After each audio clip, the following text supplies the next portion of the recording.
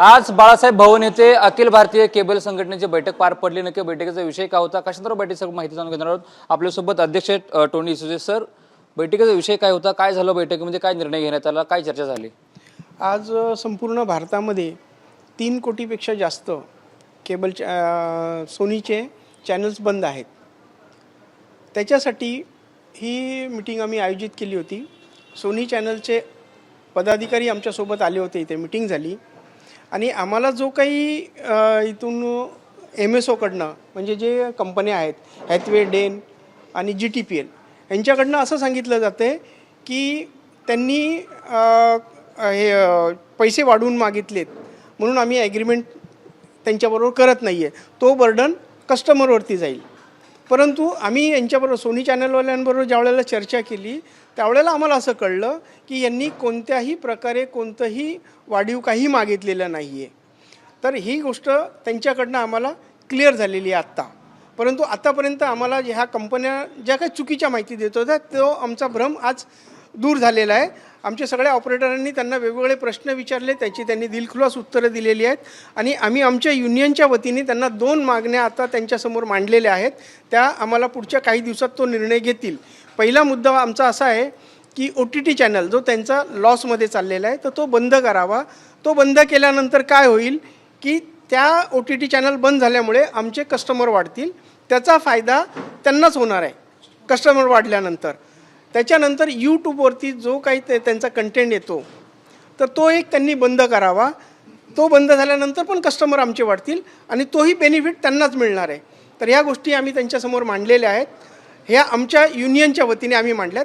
तर त्यांच्या वतीने त्यांनी असं सांगितलं आम्हाला की आता हे चॅनल चालू करण्यासाठी आम्हाला तुम्ही मदत करा। तर आम्ही माननीय आमचे मुख्य नेते शिवसेनेचे आणि महाराष्ट्राचे उपमुख्यमंत्री माननीय एकनाथ शिंदे साहेब आता काही कामानिमित्त बाहेर असल्यामुळे ते 2 दिवस अवेलेबल नाही, तर सोमवारी आम्ही साहेबांशी चर्चा करून हॅथवे, डेन आणि GTPL यांच्या अधिकाऱ्यांना बोलवून आणि सोनी चॅनलच्या अधिकाऱ्यांना बोलवून एकत्र मीटिंग करून ह्याच्यातून लवकरात लवकर मार्ग काढण्याचा प्रयत्न करणार आहोत। आणखी काय त्यांच्या मागण्या आहेत का, किंवा याच्या जर शिंदे साहेबांना भेटल्यानंतर ज्या तुमच्या मागण्या आहेत त्या जर पूर्ण झाल्यानंतर पुढचं पाऊल काय असणार? पुढचं पाऊल आमचं सगळ्यात महत्त्वाचं आहे की आजच्या तारखेला चॅनल बंद असल्यामुळे आमच्या जे केबल ऑपरेटरांना जो त्रास होतो आहे तो त्रास कमी व्हावा आणि ऑपरेटरांच्या हितासाठी आम्ही हा निर्णय घेतलेला आहे। तर बाकी असं आत्ता तरी डिस्कशनमध्ये एवढंच ठरलेलं आहे। हां, आता भविष्यात आम्हाला महाराष्ट्रात मराठी चॅनल फ्री पाहिजे, तोही एक मुद्दा आहे। परंतु पहिला मुद्दा आम्ही हा उचलला आहे, दुसरा मुद्दा तो त्याच्यानंतर उचलणार आहेत। तर आपण लवकरच परत भेटूया। धन्यवाद। अचानक बंद का झाले, कारण काय आहे? तुमची बैठक झाली तर सोल्युशन निघालं, गैरसमज दूर झाले, पण बंद का झाले, कारण काय सांगितलं? कंपनीचं असं म्हणणं आहे, सोनी चॅनलचं असं म्हणणं आहे की आम्ही 3 महिन्यापूर्वी त्यांना नोटिसा पाठवल्या, त्या 3 महिन्यापूर्वी ॲग्रीमेंट व्हायला पाहिजे होते आणि वारंवार आम्ही ॲग्रीमेंटसाठी त्यांना नोटिसा पाठवून देखील कंपन्यांनी ॲग्रीमेंट केलेलं नाही आहे। त्याच्यामुळे आम्हाला नाविलाजा खातर हे बंद करावं लागलं, असं सोनी चॅनलचं म्हणणं आहे। नक्कीच हे अखिल भारतीय केबल सेनेचे अध्यक्ष होते टोनी डिसूजा यांची बैठक पार पडलेली आणि यानंतर 2 दिवसानंतर एकनाथ शिंदे यांच्यासोबत देखील यांची एकत्रित बैठक होईल आणि या बैठकीनंतर काय निर्णय होईल हे पाहणं आता महत्त्वाचं असणार आहे। कॅमेरामन प्रेम मावते, रणजित इंगळे, TV9 मराठी, मुंबई।